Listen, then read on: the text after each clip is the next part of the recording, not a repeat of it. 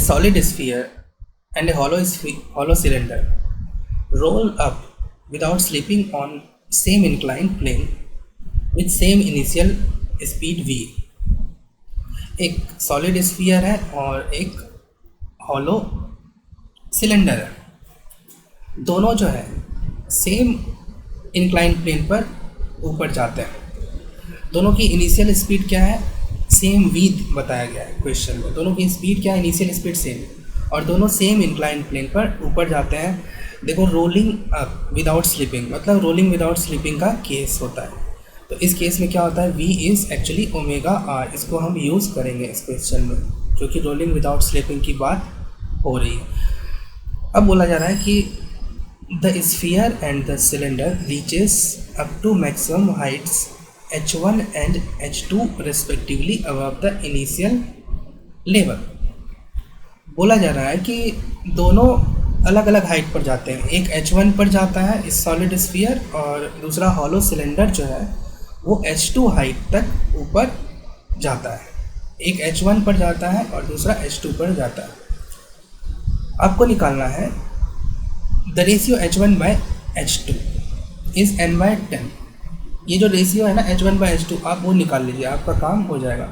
उसकी value n by 10 के equal कर दीजिए। The value of n is fill in the blanks.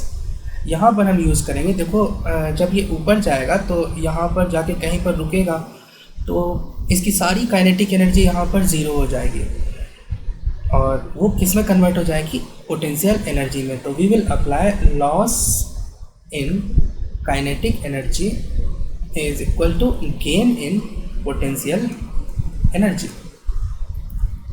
तो लॉस इन काइनेटिक एनर्जी कहाँ कितना होगा, तो यहाँ पर देखो रोटेशन का बात चल रहा है, तो यहाँ पर प्योर रोलिंग के केस में ना दोनों काइनेटिक एनर्जी होती है दो फॉर्म में। एक तो होता है half M B square translation kinetic energy, और दो तरह का एक और होता है ना rotation kinetic energy, half I omega square. इन दोनों को मिला के और गेन इन पोटेंशियल एनर्जी कितना हो जाएगा, तो एच हाइट ऊपर गया है तो एम जी एच। देखो ये फॉर्मूला आपको यूज़ करना है। अब हम पहले बात करते हैं सॉलिड स्फीयर की। इसके साथ हम एक और फॉर्मूला यूज करेंगे, v equals to omega R. इन दोनों फॉर्मूले को यूज़ कर लो। सॉलिड स्फीयर के केस में half M B square plus half I जो होता है 2/5 होता है, मोमेंट ऑफ इनर्शिया है यहाँ पर 2/5 mr स्क्वायर इंटू ओमेगा की जगह क्या लिख सकते हो, देखो यहाँ से ओमेगा की जगह ना ओमेगा इक्वल्स टू आ जाएगा v बाय आर। तो यहाँ पर आप रख लो v बाय आर, इसका square equals to M G. Solid sphere के लिए हाइट कितना है h1।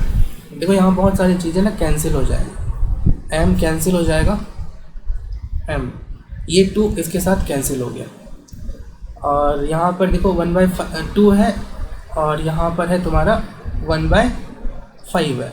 तो इन दोनों का एलसीएम ले लो 5 और 2 का, तो ये हो जाएगा 10, और इधर आ जाएगा 5 प्लस और इधर आ जाएगा 2। This much M V sorry M तो कैंसिल हो ही गया है, V square equals to R square ना, यहाँ आर स्क्वायर से कैंसिल हो जाएगा तो बचेगा तुम्हारा V square equals to G H one. यहाँ से देखो आपको निकल गया h1 equals to 7/10 V square by G. h1 की वैल्यू मिल गई, इसको बोल दो इक्वेशन 1। अब हम लगाते हैं हॉलो सिलेंडर के लिए। हॉलो सिलेंडर सेम चीज़ करना है। इसके लिए जो लिखोगे वो लिखोगे half M B square plus half moment of inertia. Hollow cylinder का कितना होता है, हॉलो सिलेंडर का रिंग के जैसा होता है, रिंग का एम आर स्क्वायर होता है इंटू हाफ आई ओमेगा की जगह रख दो वी बाय आर का square equals to M G H two. यहाँ से एच टू निकाल लो, एम एम कैंसिल होगा यहाँ पर, और ये आर स्क्वायर भी कैंसिल होगा इस आर स्क्वायर के साथ। तो बचेगा देखो इधर से हाफ और इधर से हाफ है, हाफ हाफ ऐड करोगे तो आ जाएगा 1 और ये V square equals to G H two. यहाँ से देखो this gives you H two equals to कितना होगा वी स्क्वायर बाय जी आपको निकालना है इन दोनों का रेशियो, ठीक है। H1/H2, H1/H2 इक्वल्स टू कितना होगा, देखो v²/g ना कैंसिल हो जाएगा, 7/10, और ये कितना है n/10 के इक्वल।